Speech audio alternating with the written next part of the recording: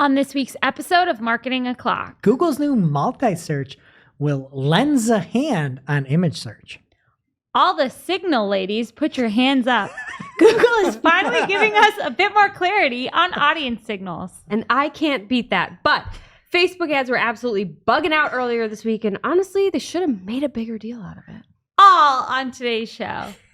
Welcome, you are listening to Marketing O'Clock. Just stay tuned. Digital marketing news, but let's get specific. Digital ads, SEO and analytics, social media and more. Pretty much everything that'll make your website perform. With new shows every Friday. We give you the news with sass and puns and definitely hot takes. Thank you for tuning in. You know what time it is. It's officially Marketing O'Clock. Settle in, sit back, keep it locked. Hey there, I'm Christine Zernheld. AKA Shop. I'm Jess Budd. And I'm Greg Finn. And it is officially Marketing O'Clock. Here on April 15th, 2022. Hello, everybody. Thank you for joining us for another episode. Greg, do you have anything to share? I do. Okay, I'm worried. You should be. It sounds bad. I am spiraling out of control due to a show that I started watching and I am completely obsessed with on Netflix called I Think You Should Leave. It has begun to ruin my life. All I do when I hear any cues from the show is I repeat them, and there's like, if you think about like layers when you're editing something, I have a layer that's always on. That's I think you should leave in my head.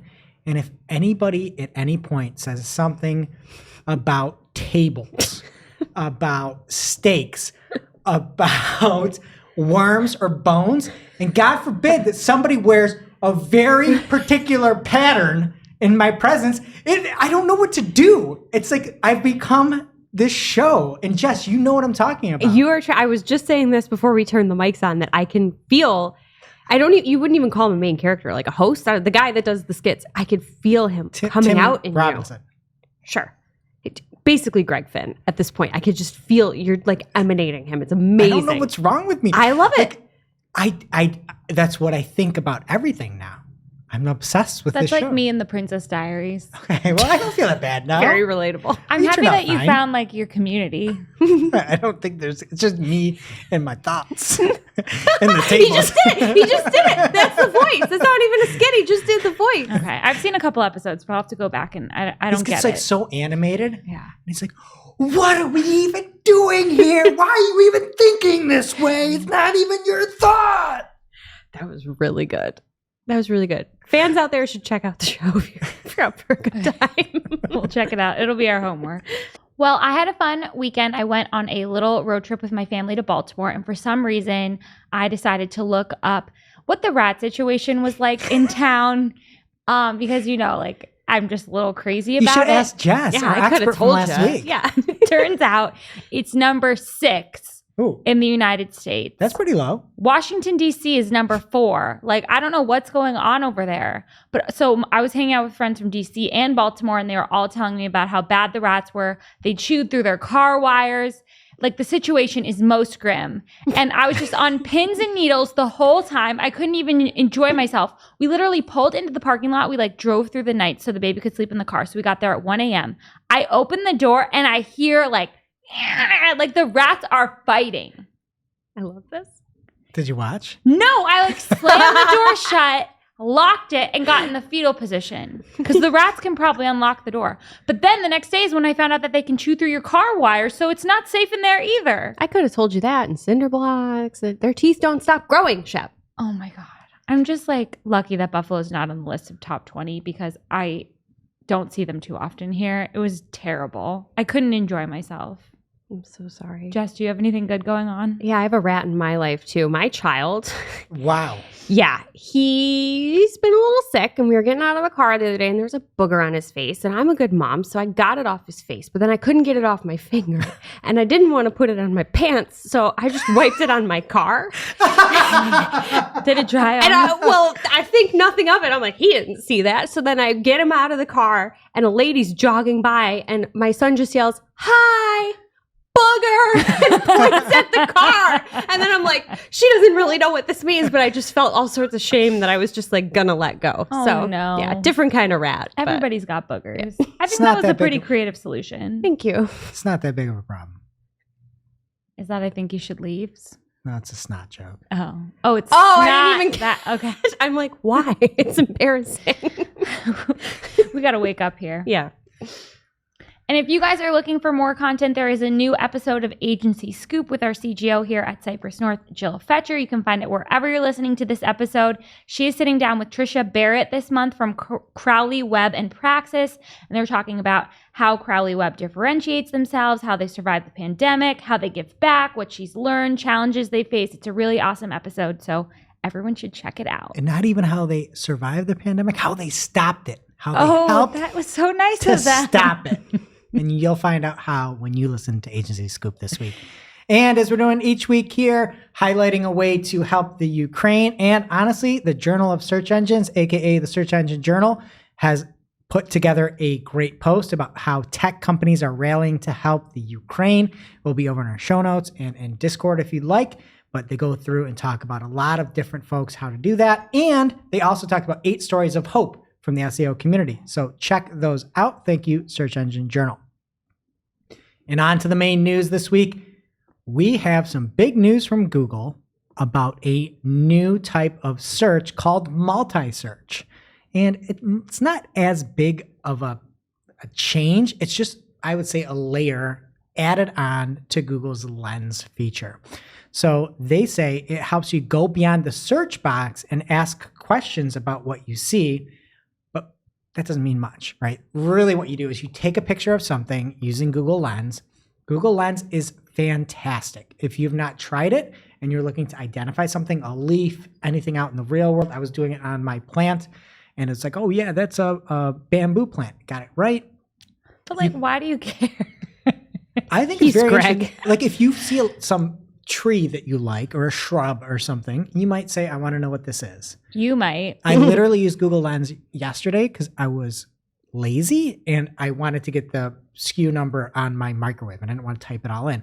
So I took a picture of it, you hit Google Lens, and then you can select the text that's in the picture and I don't have to type anything in. That's a nice feature. That is Awesome. nice. But what you can do is you can say, I like those shoes.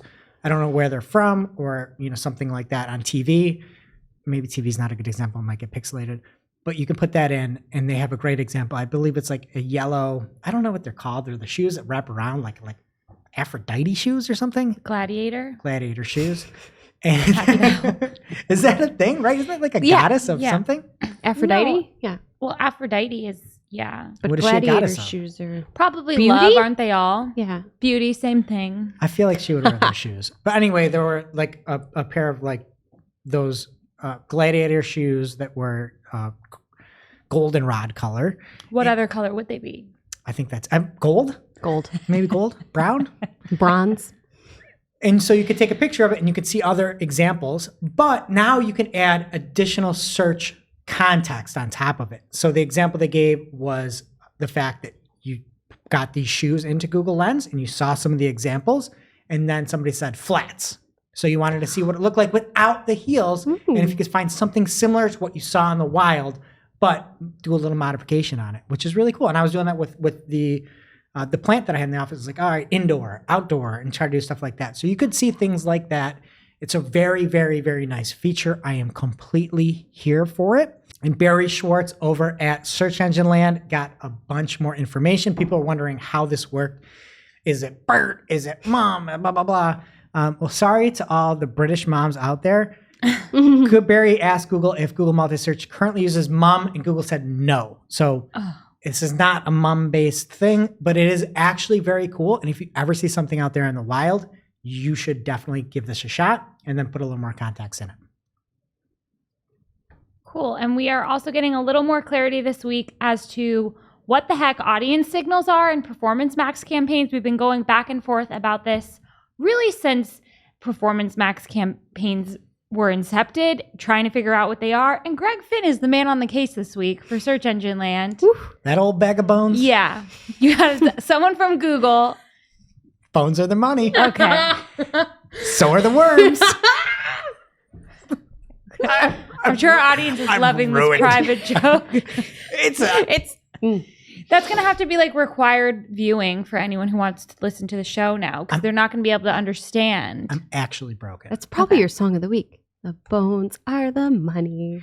So are the worms. What is happening? Okay. Okay, so someone from Google is sitting down with Greg to talk about what audience signals are and try to make a little bit more sense of it. I emailed Google. Didn't sit down. I thought it was like a one-on-one interview and like the person from Google is like, you know, what do they call it? Anonymous. Like they're a shadow figure. Yeah, like the deep voice. Yeah, like, you know, their voice is all low. I thought that was what it was. Like witness protection? Yeah. It was just an email. Yeah, it's just email. That's a lot less exciting. To a Google spokesperson. Okay. Well, they didn't want to identify themselves, it seemed like, so I was just using my context clues. Okay. So, basically, the gist of what we knew before this article was a tweet from Ginny in response to Mike Ryan last week from her @ads liaison account. She said, signals are used to jumpstart only. They don't limit ads to those audiences. Aim is to find the most conversion and conversion value. Add assets for high-value audiences. They can be for multiple specific segments. Use audience insights to see top segments to inform assets and landing pages. So, and remember, these are not like the targeting that we're used to in Google Ads. It's not like you choose between targeting and observation and then have optimized targeting. And beyond that, they make no promises to staying within these audience signals. They can go above and beyond them. They can target whoever they want. So, the Google rep said to Greg, including audience signals early in the campaign lifecycle can be useful to help jumpstart performance, but they will also continue to inform our systems over the campaign's lifecycle, especially as first-party data in particular is updated. So it's not like these are going to be not in use anymore after the learning phase, which was a little rant you were on last week, right, Greg? It's not like they should be removed after it launches. I mean, they're still used. Ginny said jumpstart only, and it's really hard, honestly. I would imagine to be a spokesperson for Google as Ginny's doing, and it's just a little conflicting to what that jumpstart only is. So it doesn't make sense why you would use it once and then just never use it again. But yeah, it's going to be used throughout the life cycle of the campaign. So that little clarity there. It makes way more sense to me does. to say like, oh, this is going to be used throughout the entire time. It's not just going to be used one and done.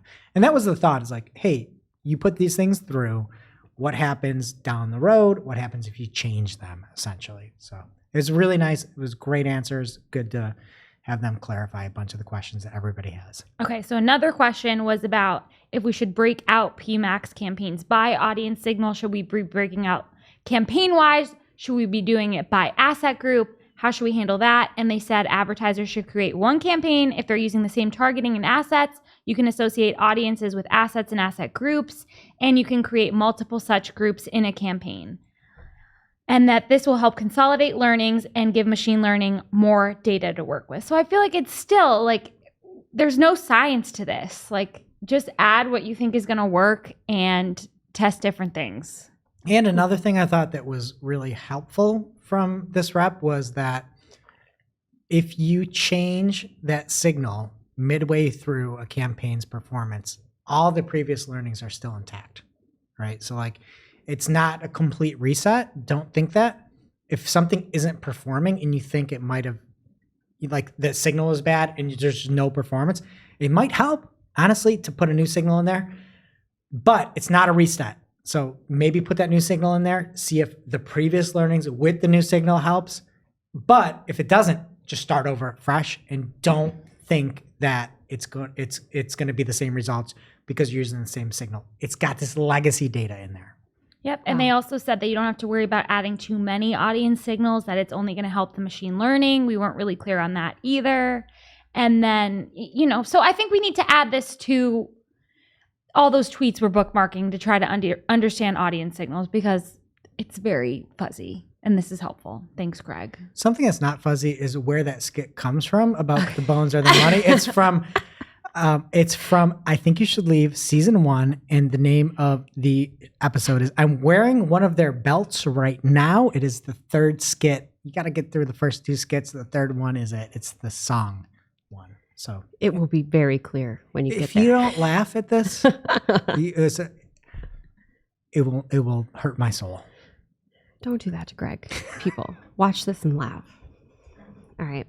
Something you may not be laughing at if you've looked at your Facebook ads account in the last 24 hours. Things may have looked a little funny.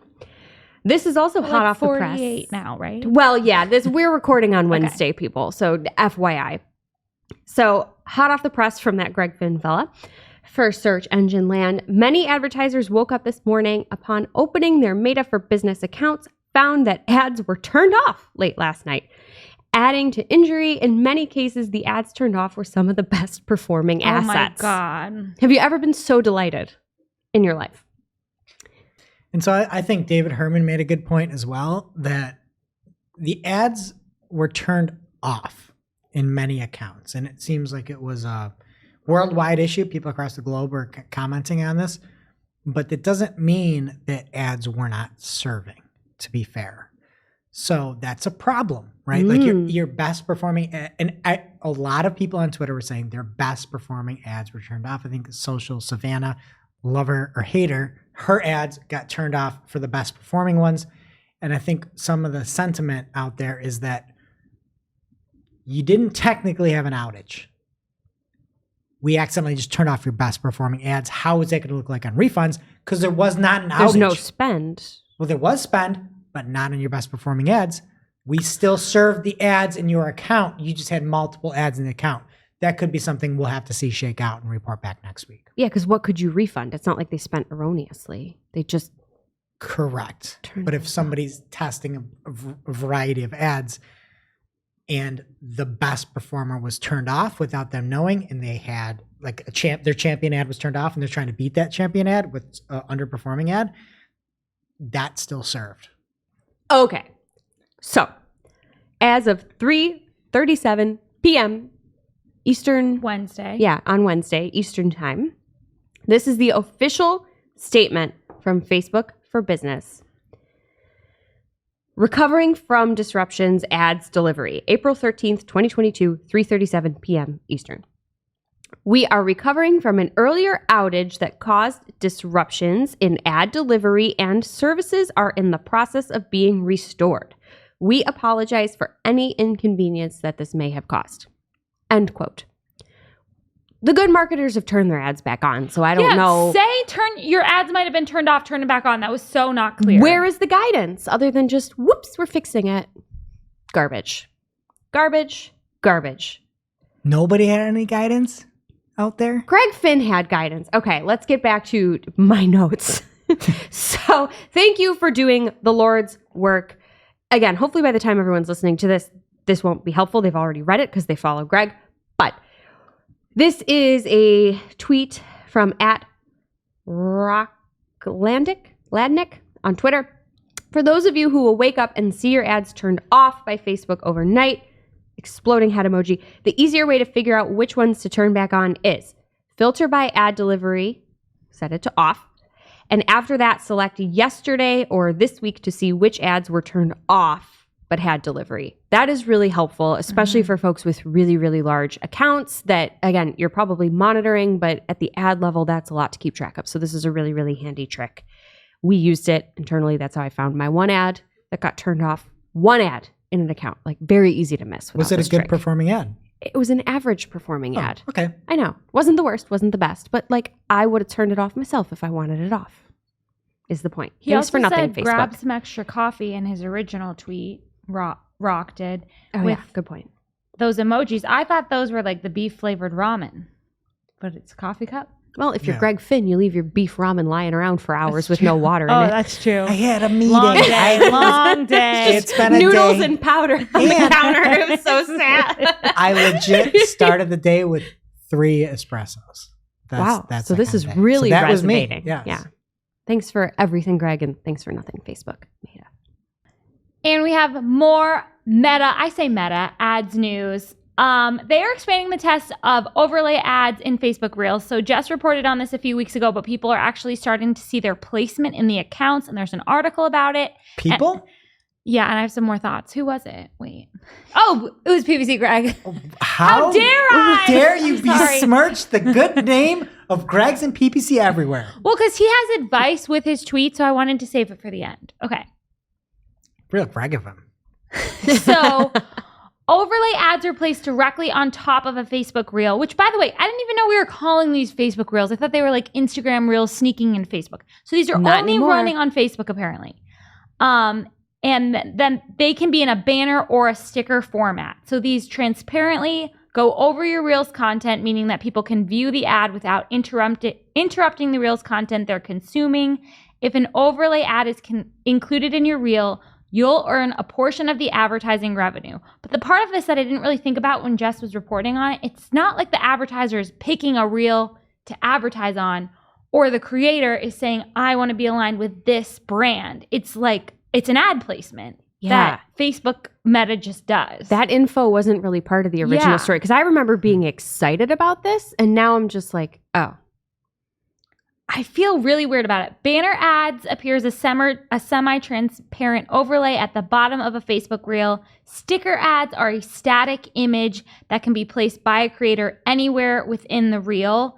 So if you want the sticker ad, you look like you're adding any sticker. If this is available to you, an ad sticker will be available, but again, you will not be able to see what the ad is. I'm assuming the ad is going to be different depending on the person viewing the ad. It's not like even when your ad is running, you'll be able to see when it is.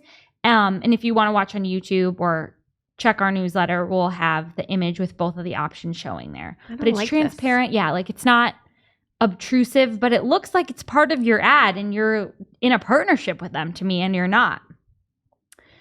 So if you're currently eligible to monetize your videos with in-stream ads for on-demand on Facebook, then you'll be eligible to monetize your reels with overlay ads. We're first expanding our overlay ad test to creators in the US, Canada, and Mexico, and by mid-March, these tests will expand to creators in nearly all countries where in-stream ads are available. This is the important part. If you're part of the existing in-stream ads program for Facebook video, you're automatically opted into banner ads and reels by default. And if you're using automatic placements or whatever they're calling them these days, this is one of the automatic placements. That's what PPC Greg found. So people are going to need to be really careful and make sure that if they're worried about brand safety and what their ads are aligning with, that was the tip from PPC Greg, that they aren't using these, because I think it sounds really scary. Like if I was just a person on Instagram and didn't know anything about advertising, I would assume that the creator and the brand had a partnership, and that's not necessarily the case. Especially because in the example, it's Jasper's advertising, and they're on like food ads. I don't even think Facebook is going to look to see what the content of the story is to like line it up like that. Like this looks like the apples are from Jasper's Market. Yeah, I think I have a high click-through rate on it, but really low conversions. Yeah. Like, it's not what somebody's using in this example. Like, I don't know about these. I'm with you. And That's they're not rough. clear about the breakdown of what the creator is going to get from ad revenue. I'm just very interested to learn more about this as it rolls out, but I'm a little scared. Now it's time for this week's Take of the Week. This is a #fire digital marketing take with extra spice served up for you. We simply deliver the take for your consumption. We give no opinions. We don't influence. You make the call. All right. Before I give this week's Take of the Week, a disclaimer. I am part of this, but I had no idea that this was actually the case. Okay? This is this week's Take of the Week. SMX, which I help program, has the SMX Advanced show coming up, which I am going to be helping to moderate and all that as well. June 14th and 15th. It's my half birthday. Half birthday. I believe you will be there as well. Yeah. And SMX Advanced this year, free! It is the flagship show of SMX, and they zigged while everybody else is zagging. You can get to SMX Advanced, a 2-day event, and I know the PPC side of things is going to be great for free. So it's Amazing. really cool to see this in the space. Zero charge. Obviously, there's going to be sponsors, I'd imagine, throughout the... I'm not privy to that stuff, but very, very cool. Everybody should go sign up now for SMX Advanced. You have to put some information in, like who you are, what your position is, but it is free, and you will see some really, really great speakers and some, subpar moderators along the way. Can you give yourself some more credit? No, I can't. To be fair, I'm actually a good moderator. I actually grill people on stuff. So it'll be good. Trust me. So in case you missed it, The Take is a free flagship show. I've not seen this in the space in a long time. I've seen webinars and stuff, but this is a take. So hopefully you sign up, you pause where you're at now and go sign up for SMX. Really, Advanced. it's a give. That's very true. Give of the week. SMX. Nice. Love that, Shep. Nice. Now it's time for this week's ICYMI. ICYMI, people. This is something you just might not have seen. Maybe something that you overlooked, but you shouldn't have.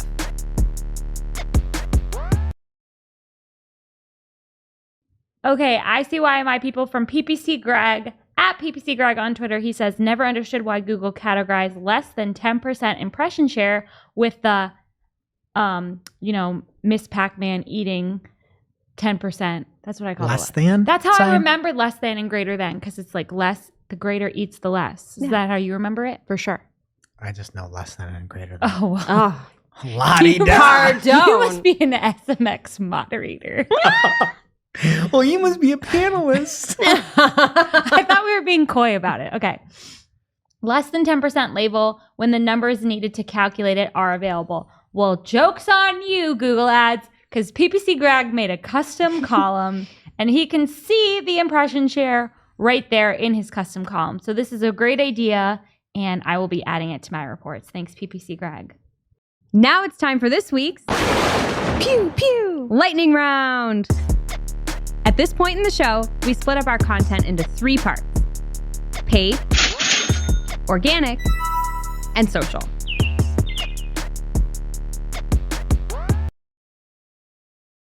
First up in the paid universe this week, Glenn Gabe is helping us with another ICYMI here because Nextdoor launched an updated ads platform to help small businesses connect with local communities.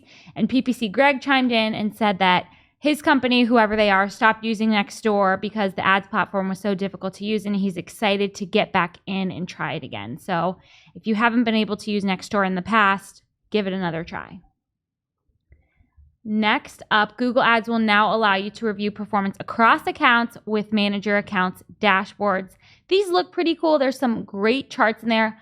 Anything from the cross account level just gives me a heart attack every time. If your agency side, Yes. is rough. Because I once again was traveling, took a couple of days off, and I'm using the Google Ads app. And I know, Greg, you like it, but there's something in my brain that just doesn't mesh with it. And I'm never where I want to be, in the campaign or account I want to be in. So I'll think I'm in a certain account, and then all of a sudden I'm jump back to our manager view and it says I've spent $1 million today. It's the scariest and I just want to thing. throw up. I spent $1 million today and still aren't a premier partner. Yeah. Weird. I wonder how that happens. Maybe you have set up a podcast. Maybe if you're one company with different accounts for countries or something, this would be a nice thing to view. I hate it for agencies and it scares me. It's really actually good for anything that's in the local space, or if you're a franchisee, you can see spending across the board, especially if those spends come from your budget and not the franchisor budget, franchisee budget. Wow, Yeah. So you could, in that case, it makes total sense to see across everything, this is how much we spent. Yeah, great charts.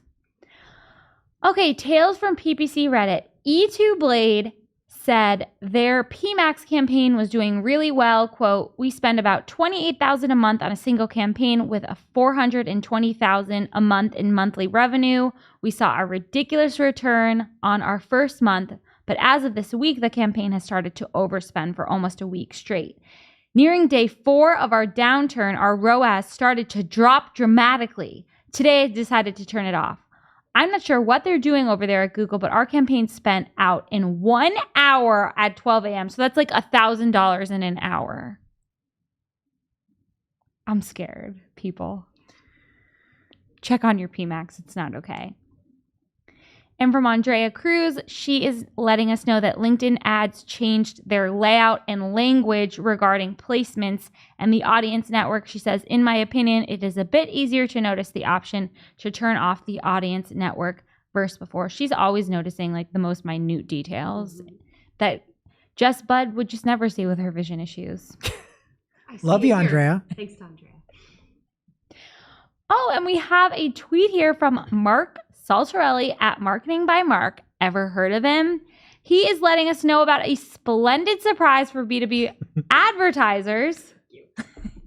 You can now manage your software advice bids from within the Capterra vendor portal. He says, looking forward to seeing more self-serve features for software advice. So anytime two things are combined like that for lead gen things, I feel like that looks like a good thing. And software advice, maybe if you hadn't tested it out before, you can now. So awesome. And next up, Barry Schwartz, ICYMI, cease and desist, Barry. Seasonality adjustments are now rolling out to Microsoft advertising advertisers.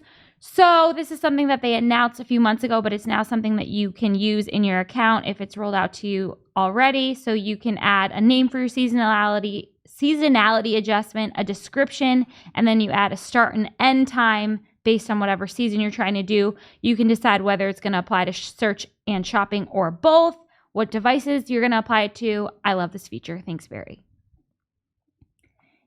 And from Chris Ridley, he took some time off from his honeymoon, I guess. It's a short one. He looks very dapper in his new Twitter profile. He says, I don't know if this is new, but I just spotted the ad customizer attributes column at the campaign level within Google Ads, and I'm curious to know if anyone is using it and whether they are finding it useful. And he has a screenshot of where you can find it if you want to check out our show notes or Discord, community.marketingoclock.com. Dario Zanoni at Dario Zanoni replied and said, I have tried applying these columns to an account where ad customizers for RSAs are set at the keyword level. The results show customizers set for each keyword and approval status. It is even possible to edit the customizers directly. And he didn't know this was possible. So he says, thanks, Chris Ridley. And I thank you too, Chris Ridley. And I just hate the culture of, there's so many good things about PPC chat, but we're always a little shy about the, is this new? So I think instead of saying, not sure if this is new, which I'm guilty of it too, you're shy because you don't want to be reporting something that's already out there. We need to start saying, I'm not sure who needs to hear this, but can we do snaps? Just spotted the new ad customizer attributes column because it might not be new, Chris Ridley, but Dario Zanoni needed to hear it. Yeah. The other thing that really stinks is when you say, hey, I just spotted this. And they're like, oh, I remember when I spotted this a week ago. Yeah. It's like, nope, sorry. I'm sorry. We don't need that kind of energy in this room.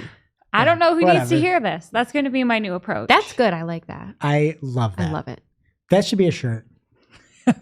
But I love it. Both. And in other paid news here, according to the IAB, U.S. search ad revenue grew 33% to $78 billion last year. That smart bidding isn't really that smart, huh? Spending in an hour. Weird. Wouldn't it go down instead of go up? Huh, weird.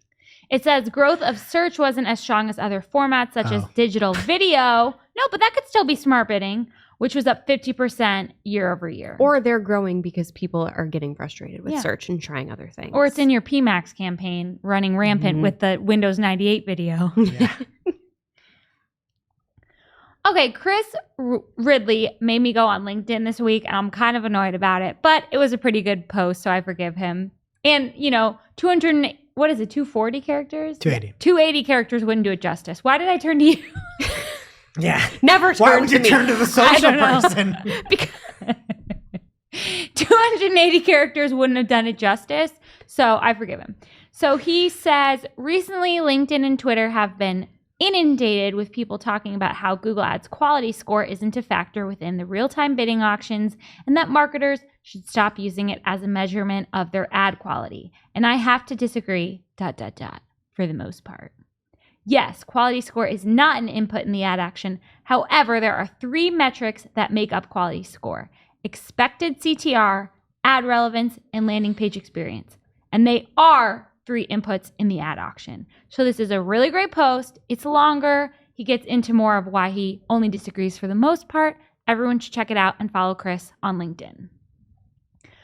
Oh my gosh, that's it for paid. What's happening in organic? All right, first off, we're going over to Ludwig, who is signed up as a YouTube-sponsored gamer. And we misidentified a few weeks back. Somebody had commented on our YouTube page. I am sorry, Ludwig. And to our commenter, I'm just not that familiar. I'm not a big gamer guy. These two are the gamers in the studio here. Where's the friends? Ludwig had Susan Jackie, the CEO of YouTube, on his show for a full hour. There was a lot that they covered. One of the things was dislikes, and Susan talked about how those dislikes, in case you forgot, this is one of my favorite things. This might be my first I need to make sure we wrote this down. Tattoo about how they couldn't stop dislike attacks with their machine learning and artificial intelligence. How are you going to tattoo that? I don't know, but I feel like that is something we at least need a celebration in the office and on the podcast on the anniversary every year that they removed the dislike because they couldn't stop dislike attacks. And these are the people that are supposed to be stopping click fraud. Anyway, Susan said that it was still good for smaller YouTubers because that didn't hurt their feelings. Essentially, I kind of, put those words in there, but it did not dissuade smaller YouTubers. But again, whatever. And I thought Ludwig had a good comeback to that to say, like, what if you put a toggle on where if you were a creator and you wanted dislikes to show that something was really good, that you could toggle those on or off. And Susan basically came back and said, well, we want to have the experience be the same for everybody. And I thought about this with my kids. My kids are now, they only watch YouTube. That's it. They've moved on from all the other stuff out there. And they watch this one channel. It's really, really, really good. It's an engineering channel. We're making like Mentos rockets and stuff, Mentos and Coke rockets this weekend. But his name is Mark Rober. Love him. He's so good. So good. And so we were watching something yesterday, and he goes, well, somebody put this video up about how you can make your phone turn into a drone. And if you look at the like to dislike ratio, most people liked it, which means they didn't know this was a scam. And it was a scam. And it's like, he said that in the video? In the video. I'll link to it. And I'm like, I know that I don't use YouTube for how-to anymore. I can't. I looked at this one thing and I'm like, I don't know if this person knows what they're doing at all. I don't. And it's like, that is a huge signal. And I understand you had to move on from stars. And I understand that these people can still see the dislike counts in their YouTube channel. And like, that's still there. It's just not to the public. So anyway, she said, well, we want the experience to be the same, so we can't do that.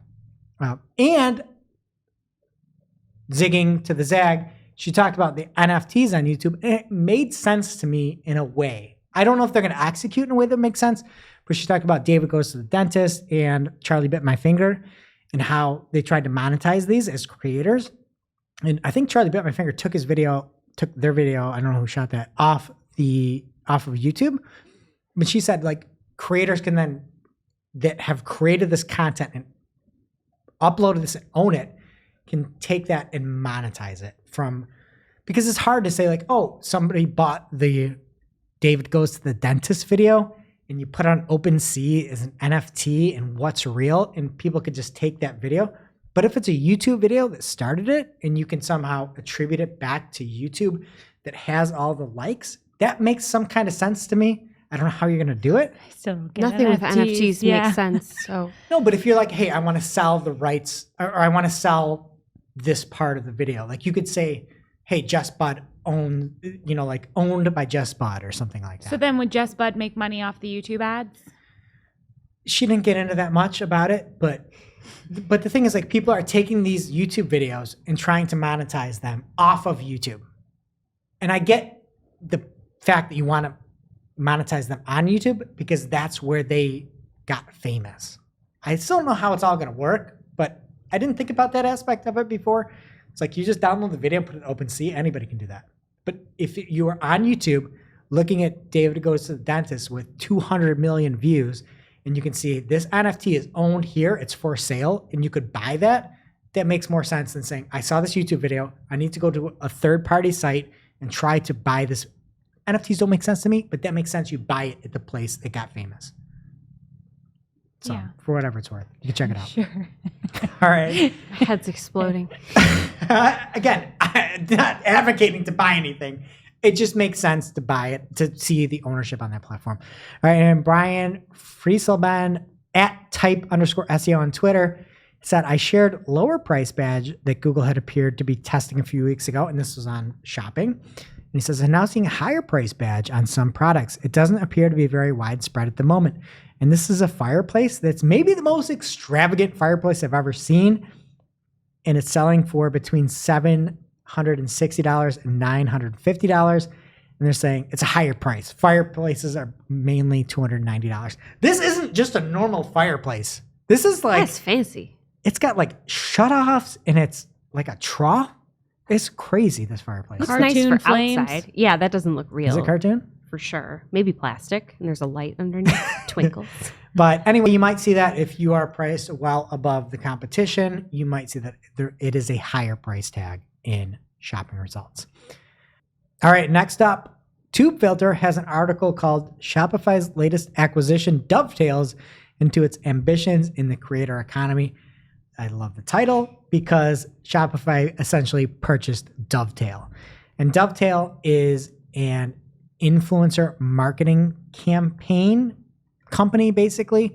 So Shopify is helping to, again, basically assist those smaller stores or Shopify stores and bring in house more of that influencer marketing. So don't miss that. Not to be confused with DuckTales Woo-hoo. for influencers Huey, Dewey, and Louie.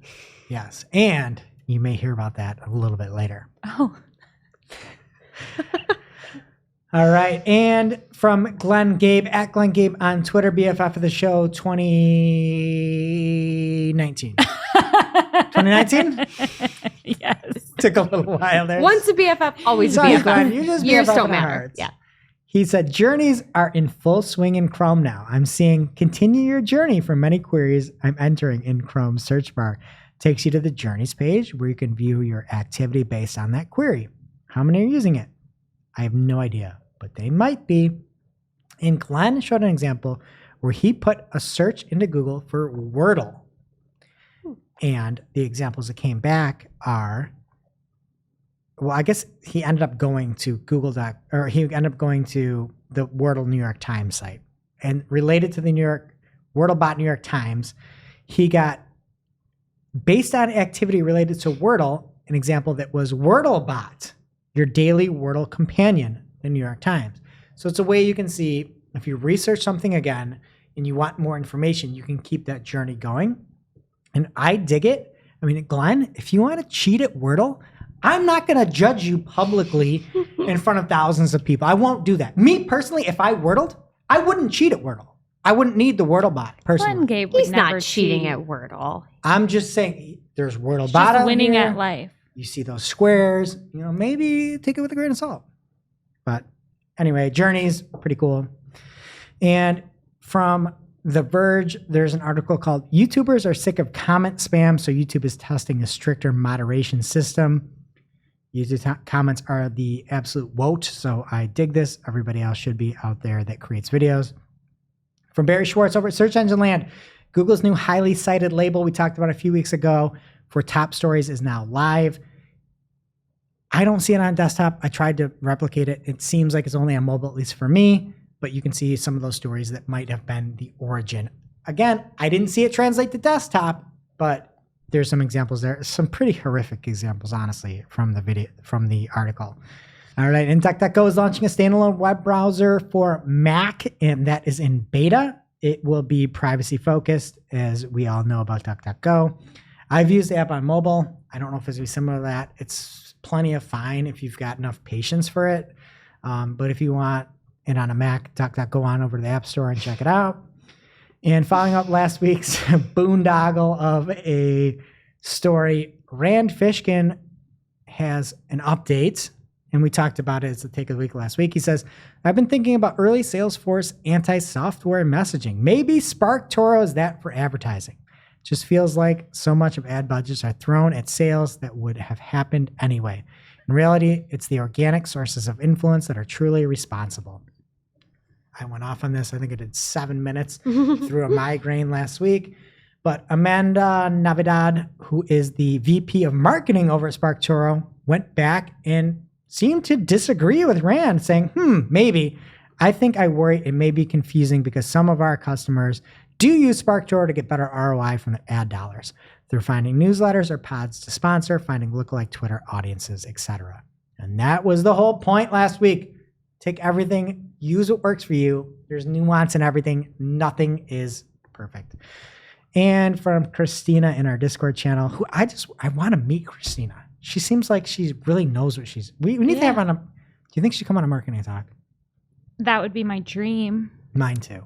But she found a new billing summary page update for Google Analytics, and it has summary transactions. It's whatever. There's just new billing in Google Analytics. You can check it out, community.marketingclock.com, and you can say hi to Christina. And also from Christina, which I missed a few weeks back, the United States and the EU have committed to, or the European Commission have committed to a new transatlantic data privacy framework, which will foster transatlantic data flows and address the concerns raised by the Court of Justice by the EU when it struck down in 2020 the Commission's adequacy decision underlying the EU-US Privacy Shield framework. Oh. So hopefully it stops some of the GDPR nonsense. All right, skipping some stories. Moving out of here. Google has a new AI-first approach in its maps and in its My Business, which is now Google Business Profiles.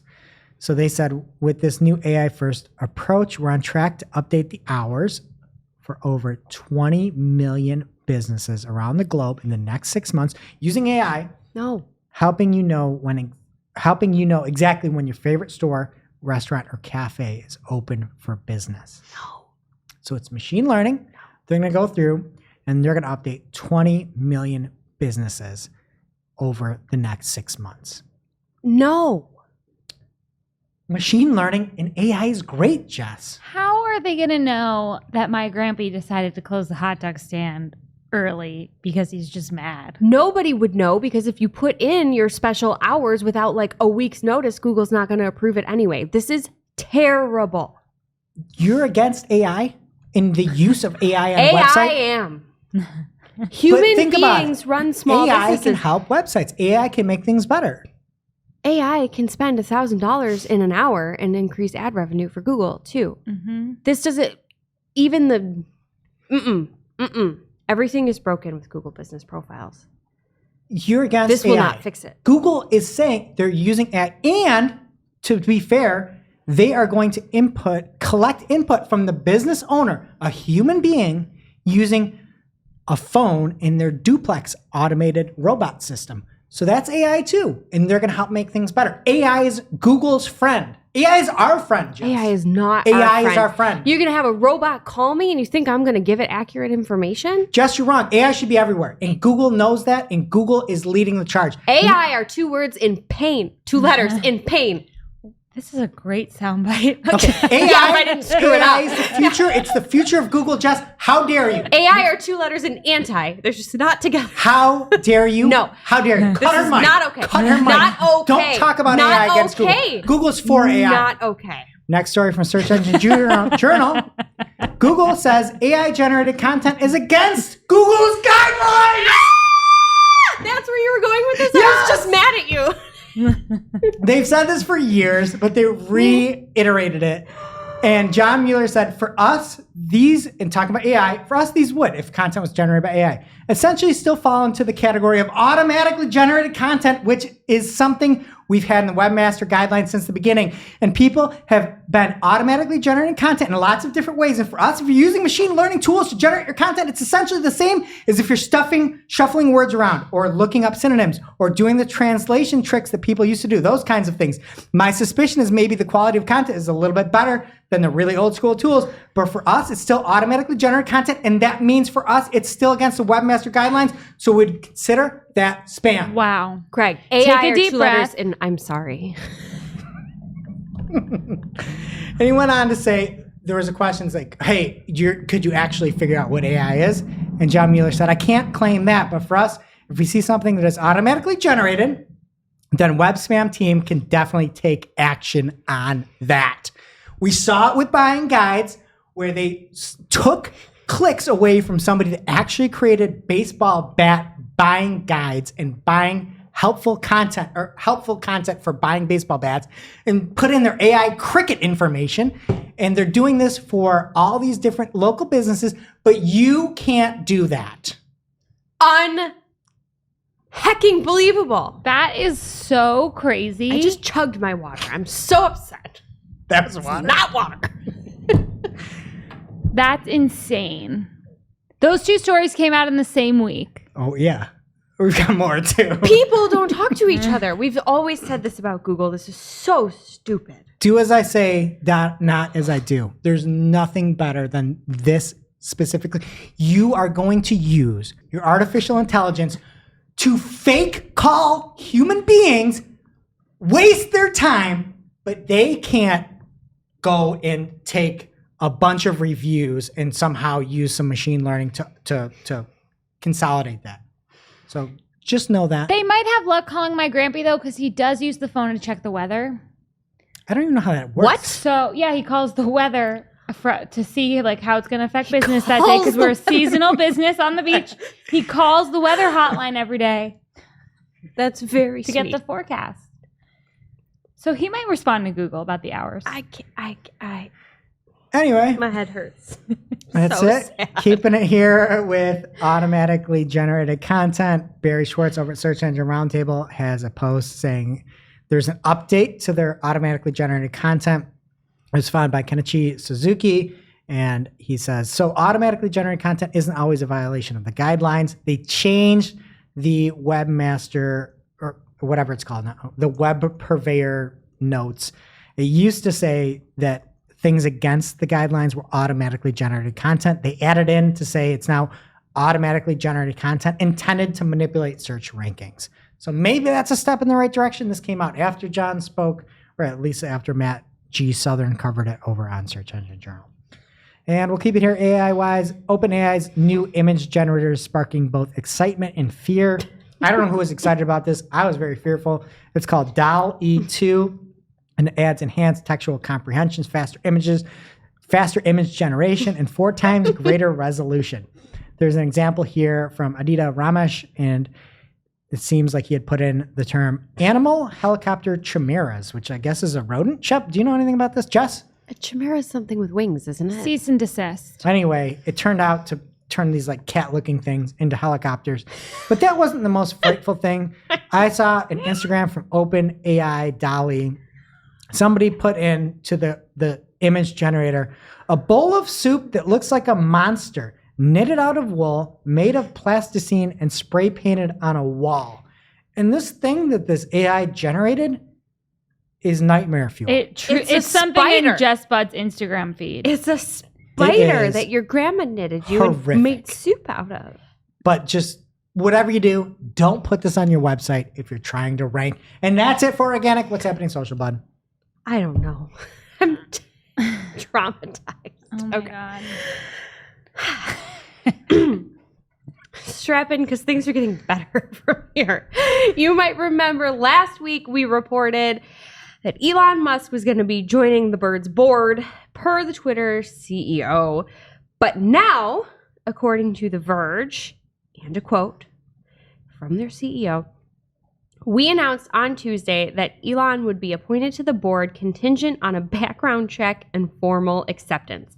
Elon's appointment to the board was to become officially effective April 9th, but Elon shared that same day that he will no longer be joining the board. I believe this is for the best. We have and will always value input from our shareholders, whether they are on the board or not.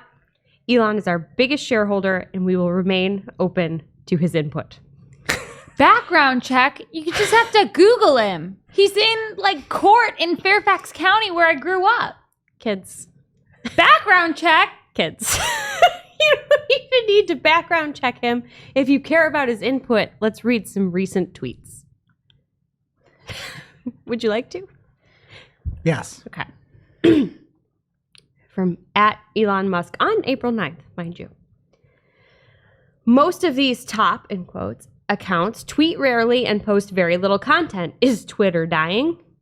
Shared a screenshot or retweeted from World of Statistics, the top 10 most followed Twitter accounts. One of them is Taylor Swift, Shep. I'm sorry. Honestly, why are you sorry? Oh, she's a talentless Because she hasn't hack. posted anything in 3 months, and Elon's coming for her. wait, you called her talentless hack? How dare you? You did. Oh, was that off mic? You were What are telling me you before talking about? the show how she's not talented. Never. I would never do and that. I don't have taste. I would never say that Okay. about you or Okay. her. Okay. How dare you? That's why you're recommending everyone watch your dumb show except for me.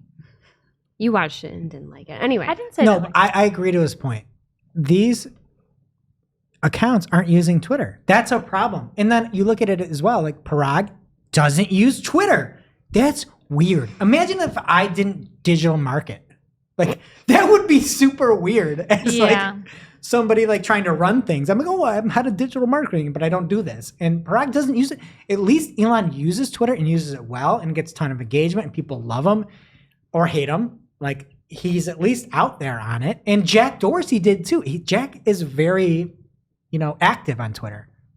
And that just makes you think, like, why are you the CEO and you don't use your product? That's really weird. He tweeted twice since he came on, before Elon came on the board. That's really weird. It's Yeah, so he tweeted strange. to announce that he was joining the board. And that was nothing. retracting. There's like one tweet in between the Elon news. You want to hear some more of Elon's input, though? Okay.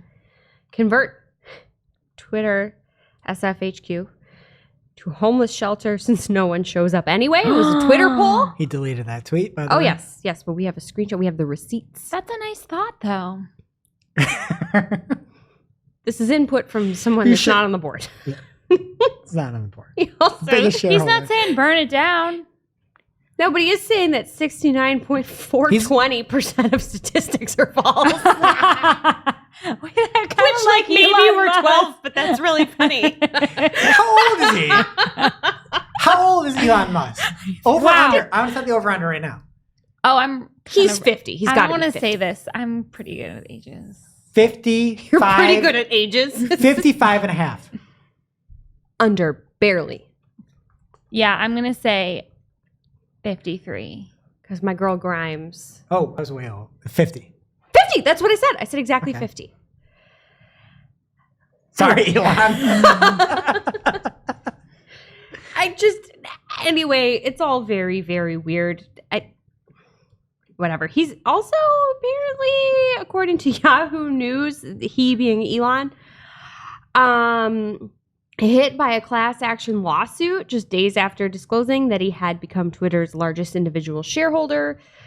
Filings last week show that he had built a 9.2 stake in Twitter, valued at almost $3 billion. In accordance with U.S. law, investors are required to notify the U.S. Securities and Exchange Commission within 10 days if they acquire more than 5% stake. Yeah, it seemed like he just didn't disclose it. He just didn't disclose something. Yeah, but I guess this was, they said, what, the 14th of March? It's been like a Whatever. month now?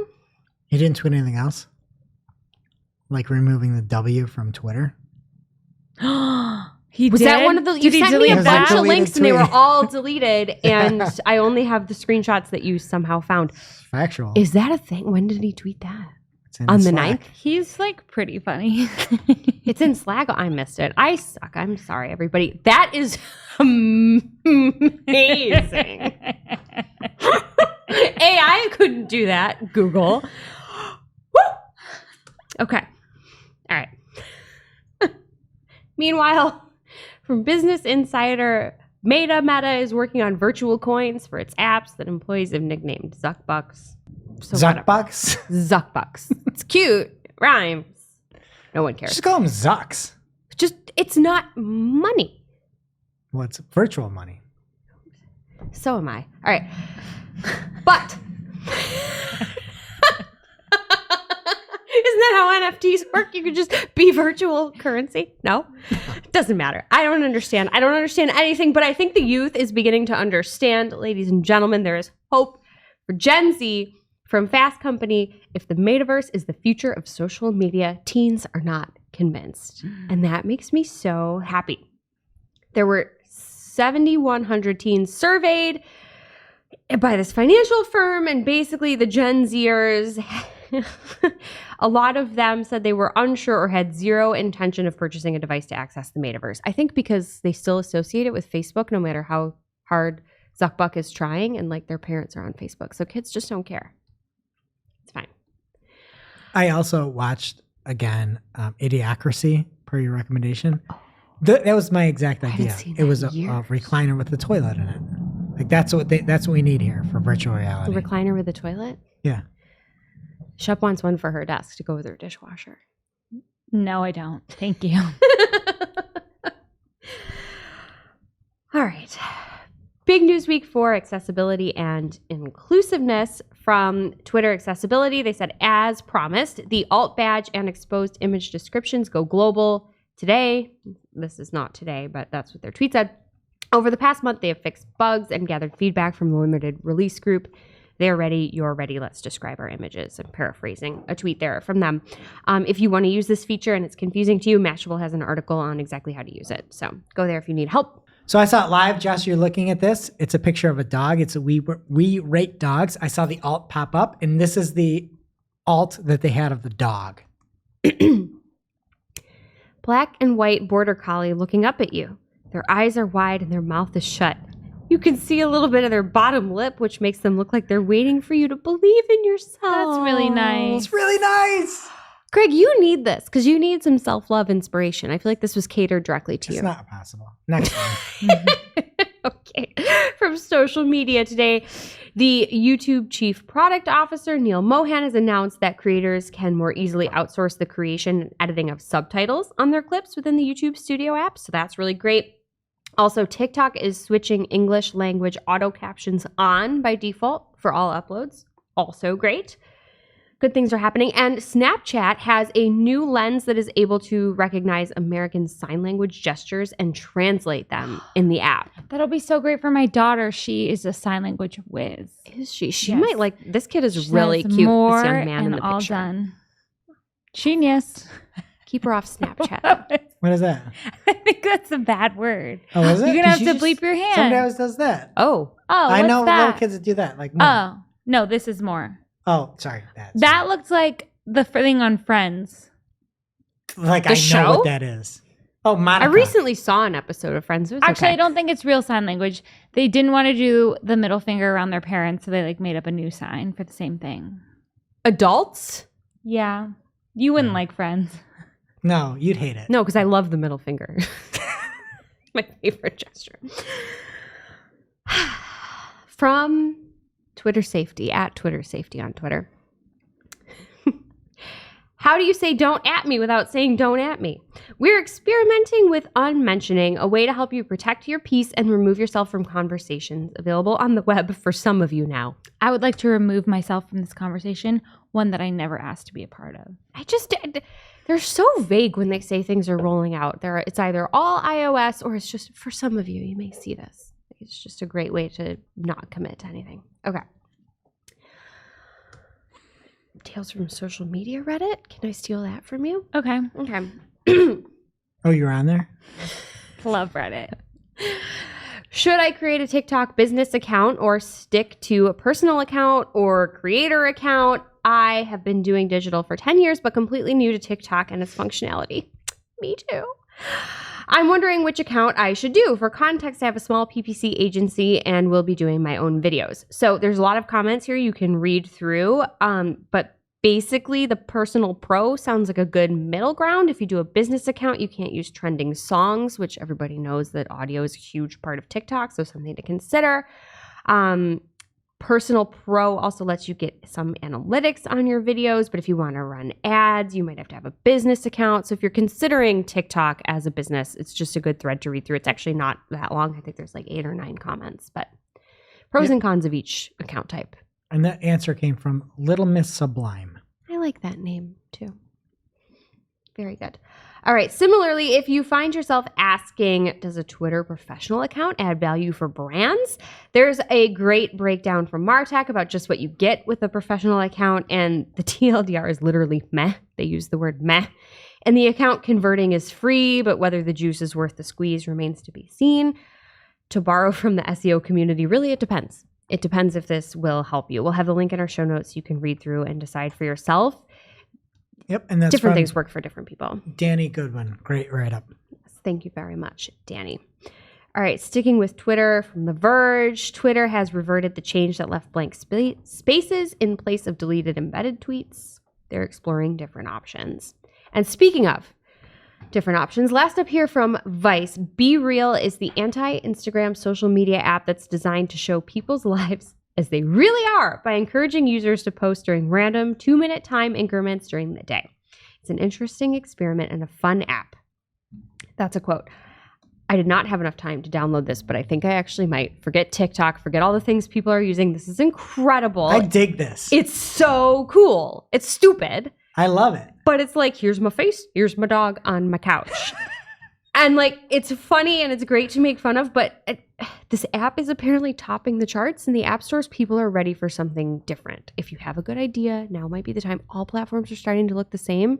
People are having fun with this, even if it's kind of a joke. Like, all right, I'm going to go sign up for Be Real. You can watch me watching Tim Robinson's show at night. Let's be real. That's amazing content. Yes. I love it. If you have a good idea, it's time to put it out there because we're all sick of the same old thing. All right, now on to our segments here. First up, we have hashtag Vote Chris and power listener of the show, Chris Ridley. This wasn't a political show. This is a political show. When it comes to power listeners, we support you regardless. We stand. And Chris Ridley is up he's shortlisted for the Prolific North's Outstanding Contributor to the North 2020 Award. You can get there by going to prolificnorthawards.co.uk. Please go vote for Chris. We need him to top the charts there. And congratulations, Anu, on your 200th episode of the PPC Chat Roundup. You are phenomenal, and we love you. Big congrats. Excited for the next 200 and the next 200 and the next 200 after that.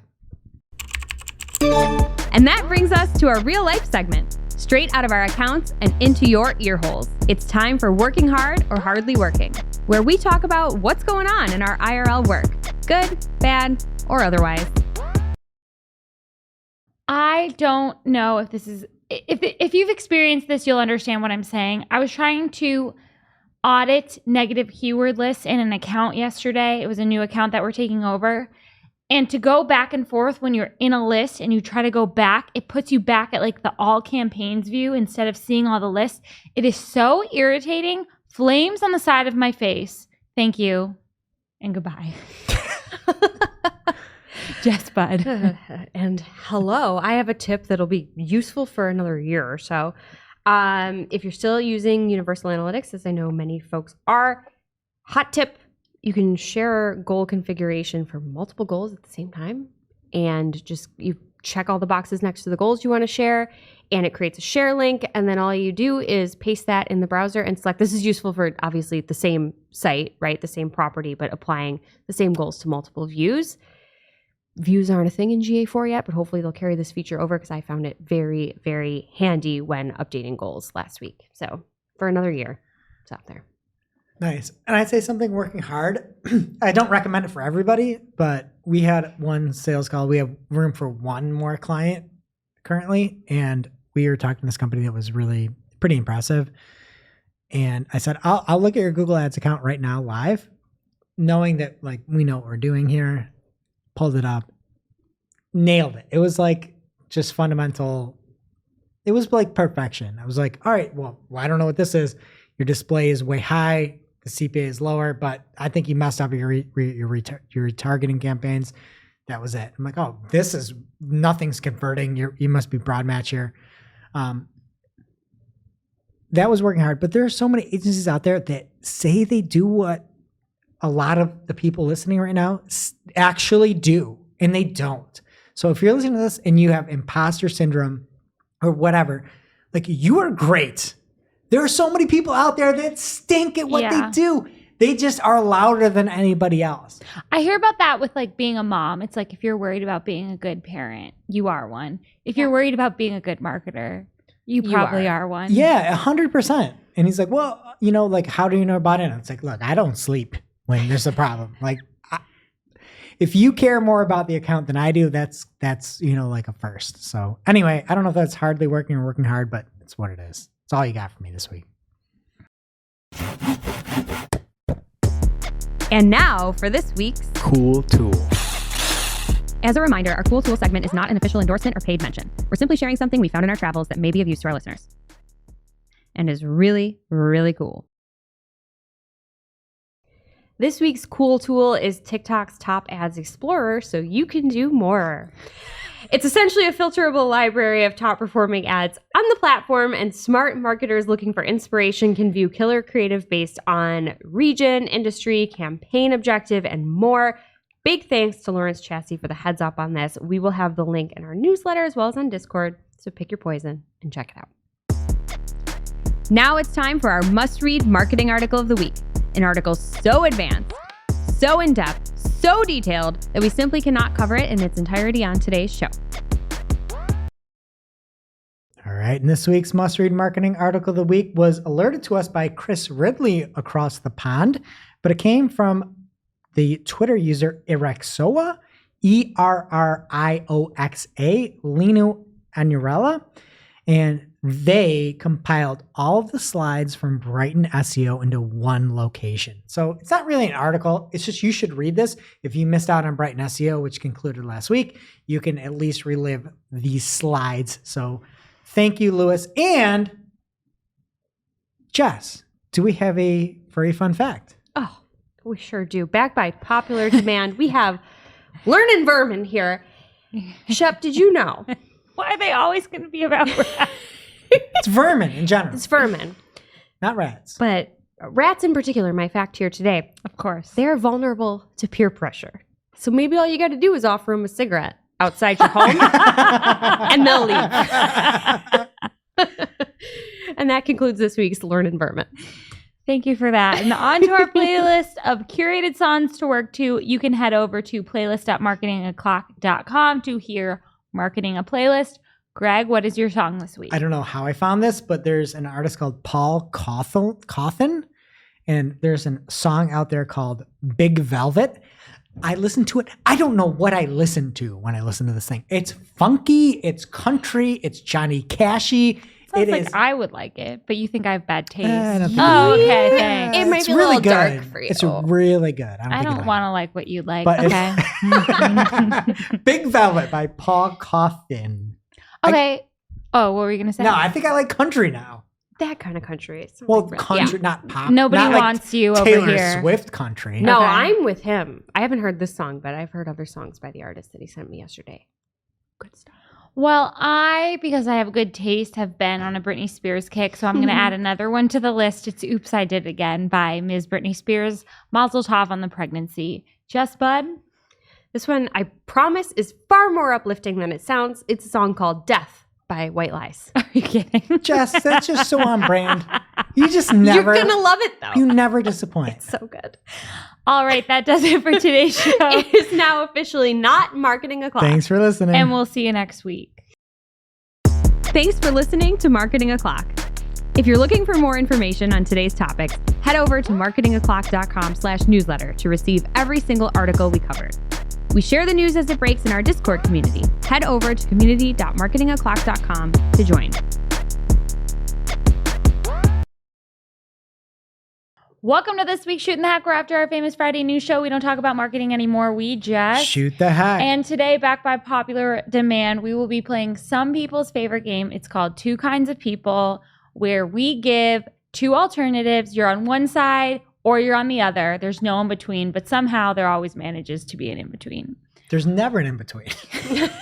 It's two kinds of It's two people. kinds of It's people. binary. Okay, so the three of us, me, Greg, and Jess, have something to offer today, right? I believe Okay, so. and Killer will just be casting her vote.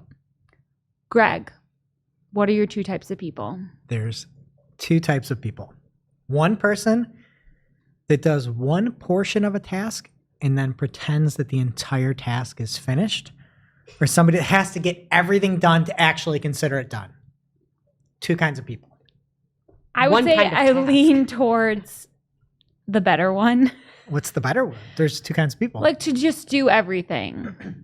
Are you talking about household chores or Yes. work? Okay, yeah. Yes. Okay, then 100% I have to get everything done. Okay. Like I clean my bedroom, I got to sweep the floors, I got to dust, I got to wash the sheets. I do it all. I know somebody fairly close to me that will just do a part of something and be like, I clean. It's like, what? Where? Sometimes that's like the better type of person to be. What about you, Jess?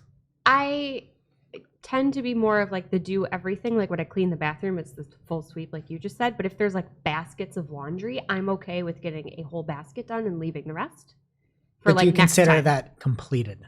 I do because it's a basket. So I didn't like do the laundry, but I folded some. Okay. Killer? Maybe that's a third kind of person. Definitely just get everything done at once. Okay. All right. And me too. I think just would do- everyone's I would- married to the other one, I would say. Yeah, I think you have to be, or it's not going to work. Okay. Do you guys say sherbet or sherbet? Ooh, that's so good. Sure, Bert. Same. Yeah, same. Jess? Sherbert. Sherbert. These people who say sherbet, it's like, can you relax? And then apparently it is spelled that way, but I'm sorry, the world is just wrong. Like if you say sherbet, Who says sherbet? go I've heard directly it. to jail. Like do not pass go. I'm worried about you. Mm. And then those people like think they're smarter than you. It's like, no, you're just annoying. Okay, Jess. Okay.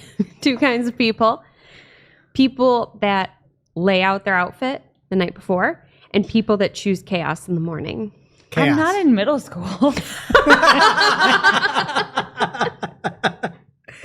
No. So I do you're not. well prepared and you're laying out your clothes. Most of at the night? time, I'm making the laundry man go into the basement to get the clean laundry in the mornings. No, I do not lay out my outfit. Oh, I do. Really? Yeah, Wow. because I'm stressed out, and it's not like I plan. Like it's all black. To be fair, you don't really sleep, so That too. So when I like do finally fall asleep, I don't want to wake up early and match black to black. And where do you lay it? On a chair? On my dresser, I just like to have like the pants, the shirt, the underwear, the bra, like put the things. Oh my- that even is the socks. thorough. I'm just picking out socks because it's like just I want to put it on in the morning and be done. how much of the time did it take to pick out this outfit here? 45 minutes. Yeah. That's what I mean. Like it's not even like it's a thing. I just don't want to think about it in the morning. I want to shower, put on my robe, Killer? and get dressed. I definitely, well, sometimes it's like either. I could go either way, but mainly like picking it out in the morning. And then I'm late. I'm late and I do it ahead of time. For me, I tried for a little bit. I had this thing that went over your door, and it, like you could put pants and stuff, and it's like I just can't do that. But my problem is it's always like super dark, and I can't turn like lights on, or I'll wake my wife up.